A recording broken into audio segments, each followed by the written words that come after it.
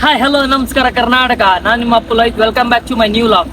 ನಾನು ಇವತ್ತು ನಿಮಗೆ ಕರ್ಕೊಂಬಂದಿರೋ ಪ್ಲೇಸ್ ಯಾವ್ದಪ್ಪ ಅಂದ್ರೆ ಬಹಳ ವಿಶಿಷ್ಟವಾಗಿರ್ತಕ್ಕಂಥ ಅದ್ಭುತವಾದಂತ ಜಾಗಕ್ಕೆ ನಾನು ಇವತ್ತು ಕರ್ಕೊಂಬಂದಿದ್ದೀನಿ.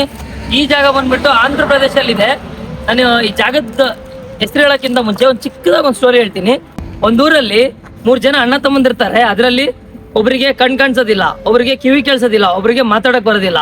ಒಂದಿನ ಅವ್ರ ಏನ್ ಮಾಡ್ತಾರೆ, ಅವ್ರ ಊರಲ್ಲಿ ಅವ್ರ ತೋಟಕ್ಕೆ ಹೋಗ್ತಾರೆ. ಆ ಬಾವಿನಲ್ಲಿ ನೀರ್ ಬತ್ತೋಗಿರುತ್ತೆ.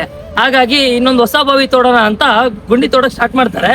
ಬಟ್ ಗುಂಡಿ ತೋಡ್ತಿರ್ಬೇಕಾದ್ರೆ ಒಂದು ಕಲ್ ಸಿಗುತ್ತೆ, ಒಂದಿಷ್ಟು ಗೋಪುರ ತರ ಒಂದು ಕಲ್ ಸಿಗುತ್ತೆ. ಇದೇನಪ್ಪ ಅಂತ ಮುಡ್ತಾರೆ, 3 ಕಲ್ಲನ್ನು ಮುಡ್ತಾರೆ. ಮುಡ್ತಿದಂಗೆ ಕಾಣದೇ ಇರೋರಿಗೆ ಕಣ್ ಬರುತ್ತೆ, ಕಿವಿ ಕಾಣದೇ ಇರೋರಿಗೆ ಕಿವಿ ಕೇಳಿಸುತ್ತೆ, ಮಾತು ಬರ್ತಾ ಇರೋರಿಗೆ ಮಾತು ಬರುತ್ತೆ. ಆಗ ಅವರು ಪೂರ್ತಿ ಶಾಕ್ ಆಗ್ತಾರೆ. ಇದೇನಿದು ನಮ್ಗೆಲ್ಲ ಅಂದ್ರೆ ನಮ್ಗಿರ್ತಕ್ಕಂಥ ಅವಲಕ್ಷಣಗಳು ಹೋಯ್ತಲ್ಲ ಅಂತ ಅಂದಾಗ ಪೂರ್ತಿ ಆಗದ್ ನೋಡಿದಾಗ ಗಣೇಶನ ವಿಗ್ರಹ ಸಿಗುತ್ತೆ. ಆ ವಿಗ್ರಹನ ಊರ್ ಜನಕ್ಕೆ ಹೋಗಿ ಹೇಳ್ದಾಗ ಈ ತರ ಇದೆ ನೋಡಿ ಆಗಿದೆ ಅಂತ ಹೇಳಿದಾಗ ಊರ್ ಜನ ಎಲ್ಲ ಶಾಕ್ ಆಗ್ತಾರೆ. ಯಾಕಂದ್ರೆ ಇವ್ರಿಗೊಬ್ರಿಗೆ ಕಾಣಿಸ್ತಿರಲ್ಲ, ಅವನಿಗೆ ಕಾಣಿಸುತ್ತೆ. ಅವ್ನ್ ಬಂದು ನಾನು ಈ ತರ ನೋಡಿದೀನಿ ಅಂತಾರೆ. ಕಿವಿ ಕೇಳಿಸ್ತಿರಲ್ಲ, ಅವನಿಗೆ ಕಿವಿ ಕೇಳಿಸುತ್ತೆ. ಈ ಪ್ರತಿಯೊಬ್ರು ಹಿಂಗೆ ಈ ತರ ಹಿಂಗಾಗಿದೆ ಅಂದ್ರೆ ಏನೋ ಪವಾಡ ಇರ್ಬೇಕು ಅಂತ ಹೇಳ್ಬಿಟ್ಟು ಹೋಗಿ ವಿಗ್ರಹ ನೋಡಿದಾಗ ಆ ವಿಗ್ರಹ ಬಂದ್ಬಿಟ್ಟು ನೀವು ಬಂದಿರತಕ್ಕಂಥ ಕಾಣಿಪಾಕಂ ಗಣೇಶನ ವಿಗ್ರಹ, ಸ್ವಯಂಭೂ ವಿನಾಯಕ ದೇವಸ್ಥಾನ ಅಂತ ಕರೀತಾರೆ. ಇದು ಆಂಧ್ರ ಪ್ರದೇಶಲ್ಲಿ ಚಿತ್ತೂರಲ್ಲಿ ನೆಲೆಸಿದೆ. ಈ ದೇವಸ್ಥಾನ ಬಂದ್ಬಿಟ್ಟು ಈಗೇನು ಕಾಣ್ತಾರ ಏನ್ ಮೇಲೆ ನೋಡ್ತಾ ಇದ್ದೀರಲ್ಲ ಬೋರ್ಡು, ಇದೇ ಇದನ್ನ ಮಹಾದ್ವಾರ ಎಂಟ್ರೆನ್ಸ್. ಇದು ಇಲ್ಲೇನು ಕಾಣ್ತಾ ಇದೆ ನೋಡಿ, ಇದೇ ವಿಘ್ನೇಶ್ವರ ಸ್ವಯಂಭೂ ಶ್ರೀ ವರಸಿದ್ಧಿ ವಿನಾಯಕ ಸ್ವಾಮಿ ದೇವಸ್ಥಾನ ಕಾಣಿಪಾಕಂ. ಇಲ್ಲಿಗೆ ನಾನು ಇವತ್ತು ಹೋಗ್ತಾ ಇದ್ದೀನಿ. ಬನ್ನಿ ನಿಮಗೆ ಕಂಪ್ಲೀಟ್ ಆಗಿ ಇದರ ಮಾಹಿತಿಯನ್ನು, ದೇವಸ್ಥಾನ ಮತ್ತೆ ಅಕ್ಕಪಕ್ಕ ಟೆಂಪಲ್ಸ್ ಯಾವ ಇದಾವೆ ಪ್ರತಿಯೊಂದು ತೋರಿಸ್ಕೊಡ್ತೀನಿ.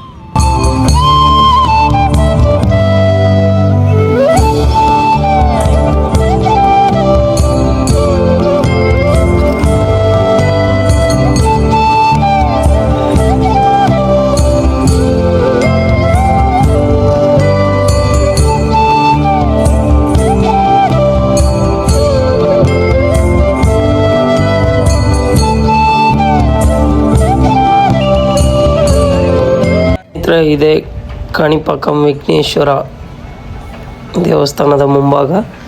ಈ ಕಾಣಿಪಾಕಂ ಅಂತ ಹೆಸರು ಯಾಕೆ ಬಂತಪ್ಪ ಅಂದರೆ, ಕಾಣಿ ಎಂದರೆ ತೇವಾಂಶ ಉಳ್ಳ ಅಂತ ಜಾಗ, ಅಂದರೆ ಗದ್ದೆ ಅಂತ ಕರೀಬೋದು. ಪಾಕಂ ಅಂದರೆ ಹರಿಯುವ ನೀರು, ಅಂದರೆ ತೇವಾಂಶ ಉಳ್ಳಂಥ ಜಾಗದಲ್ಲಿ ಹರಿಯುತ್ತಿರ್ತಕ್ಕಂಥ ನೀರು ಅಂತೇಳಿ ಅರ್ಥ ಕಾಣಿಪಾಕಂ ಅಂದರೆ. ಸ್ನೇಹಿತರೆ, ನಾವು ಈಗೇನು ನೋಡ್ತಿದ್ದೀವಲ್ಲ ಈ ಕಾಣಿಪಾಕಂ ಎಂಬ ಊರು, ಇದನ್ನು 1000 ವರ್ಷಗಳ ಹಿಂದೆ ವಿಹಾರಿಪುರ ಎಂಬ ಹೆಸರಿನಲ್ಲಿ ಕರೀತಾ ಇದ್ದರು. ಈ ಜಾಗದಲ್ಲಿ ವಿಹಾರಿಪುರದಲ್ಲಿ ನಾನಾಗಲೇ ಹೇಳ್ದಂಗೆ 3 ಅಣ್ಣ ತಮ್ಮಂದಿರು ಏನಿದ್ರಲ್ಲ ಇದೇ ಊರಲ್ಲಿ ನೆಲೆಸಿದ್ರು. ಆ 3 ಅಣ್ಣ ತಮ್ಮಂದರಿಗೆ ಬಾವಿ ಅಗೆಯಬೇಕಾದ್ರೆ ಸಿಕ್ಕಂಥ ಆ ವಿಗ್ರಹ ಏನಿದೆಯಲ್ಲ ಅದೇ ನಾವಿವಾಗ ನೋಡ್ತಿರ್ತಕ್ಕಂಥ ಕಾಣಿಪಾಕಂ ದೇವಸ್ಥಾನದಲ್ಲಿರ್ತಕ್ಕಂಥ ವಿಘ್ನೇಶ್ವರನ ವಿಗ್ರಹ. ಈ ವಿಷಯ ತಿಳಿತಿದ್ದಂಗೆ ಪ್ರತಿಯೊಂದು ಮೂಲೆಯಲ್ಲೂ ಸಹಸ್ರಾರು ಜನಗಳು ಭಕ್ತಾದಿಗಳು ಇಲ್ಲಿಗೆ ಬರ್ತಾರೆ.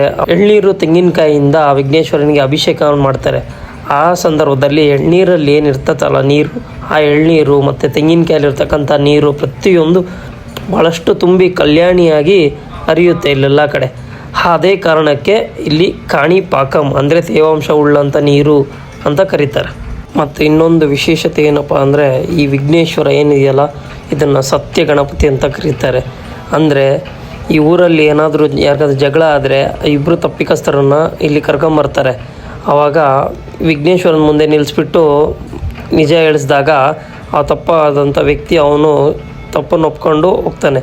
ಅದೇ ರೀತಿ ಭಾಳಷ್ಟು ರಾಜಕಾರಣಿ ವ್ಯಕ್ತಿಗಳನ್ನೂ ಇಲ್ಲಿ ನಿಲ್ಲಿಸಿ ಪ್ರಶ್ನೆ ಹೇಳಿಸಿದ್ದು ಉಂಟು. ಯಾಕಂದರೆ ಇಲ್ಲಿ ಏನಾದರೂ ನಾವು ಸುಳ್ಳು ಹೇಳಿದ್ವಪ್ಪ ಅಂದರೆ ನಮಗೆ ಖಂಡಿತವಾಗಿ ಶಿಕ್ಷೆ ಆಗುತ್ತೆ ಅಂತ ಇಲ್ಲಿರೋ ಜನಗಳ ನಂಬಿಕೆ ಮತ್ತು ಆಗಿದೆ ಕೂಡ. ಹಾಗಾಗಿ ಇದನ್ನು ಸತ್ಯ ಗಣಪತಿ ಅಂತ ಕೂಡ ಕರೀತಾರೆ.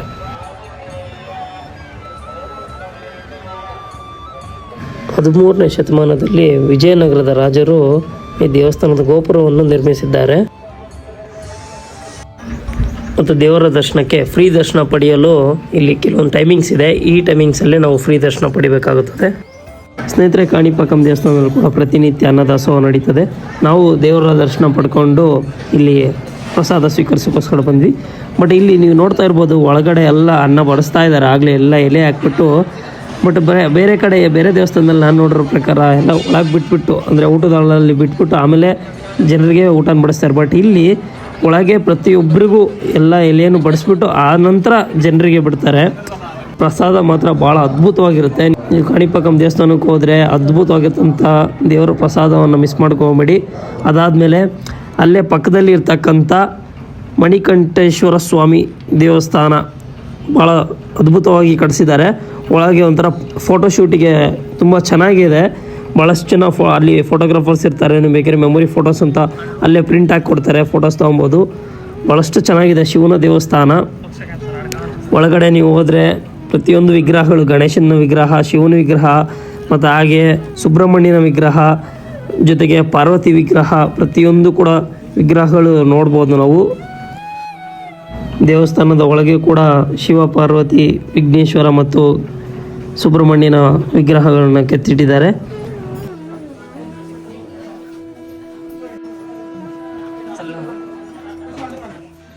ಸ್ನೇಹಿತರೆ, ನೀವು ತಿರುಪತಿಗೆ ಏನಾದರೂ ಹೋದರೆ ಜೊತೆಗೆ ಕಾಣಿಪಾಕಂ ಕೂಡ ಬಂದು ಹೋಗ್ಬೋದು. ಯಾಕಂದರೆ ತಿರುಪತಿಯಿಂದ ಕೇವಲ 65 ಕಿಲೋಮೀಟರ್ ದೂರದಲ್ಲಿ ಕಾಣಿಪಾಕಂ ಸ್ವಯಂಭೂ ವಿಘ್ನೇಶ್ವರ ದೇವಸ್ಥಾನ ನೆಲೆಸಿದೆ. ಸ್ನೇಹಿತರೆ, ನೀವೇನಾದರೂ ತಿರುಪತಿಗೆ ಬಸ್ಸಲ್ಲಿ ಹೋಗ್ತಾ ಇದ್ದೀರಾ ಅಂದ ಸಂದರ್ಭದಲ್ಲಿ ಇಲ್ಲಿಗೂ ಕೂಡ ಬಂದು ಹೋಗ್ಬೋದು. ಯಾಕಂದರೆ ಬೆಂಗಳೂರು ಟು ತಿರುಪತಿ ಮಧ್ಯದಲ್ಲಿ ಚಿತ್ತೂರು ಏನಿದೆಯಲ್ಲ, ಆಂಧ್ರ ಪ್ರದೇಶನ ಚಿತ್ತೂರು ಅಲ್ಲಿ ಇಳ್ಕೊಂಡು ಅಲ್ಲಿಂದ ಕಾಣಿಪಾಕಂ ದೇವಸ್ಥಾನಕ್ಕೆ ಕೇವಲ 12 ಕಿಲೋಮೀಟರ್ ದೂರದಲ್ಲಿ ನೆಲೆಸಿದೆ. ನೀವು ಆರಾಮಾಗಿ ಚಿತ್ತೂರಿಂದ ಬರ್ಬೋದು. ಇಲ್ಲ ಅಂದರೆ ಬೆಂಗಳೂರಿಂದ ಥ್ರೂ ಕಾಣಿಪಾಕಂಗೆ ಬಸ್ಗಳು ಕೂಡ ಇದ್ದಾವೆ, ನೀವು ಬಸ್ಸಲ್ಲಿ ಕೂಡ ಬರ್ಬೋದು. ಸ್ನೇಹಿತರೆ, ಇದಾಗಿದ್ದು ಕಾಣಿಪಾಕಂ ದೇವಸ್ಥಾನದ ಒಂದು ಪುಟ್ಟ ವಿಡಿಯೋ. ಈ ವಿಡಿಯೋ ನಿಮಗೆ ಇಷ್ಟ ಆಗಿದ್ದರೆ ನೀವು ಯಾರ ಜೊತೆ ಕಾಣಿಪಾಕಂಗೆ ಬರಬೇಕು ಅಂತ ಅಂದ್ಕೊಂಡಿದ್ದೀರಾ ಅವರಿಗೆ ಈ ವಿಡಿಯೋನ ಶೇರ್ ಮಾಡಿ. ಧನ್ಯವಾದಗಳು.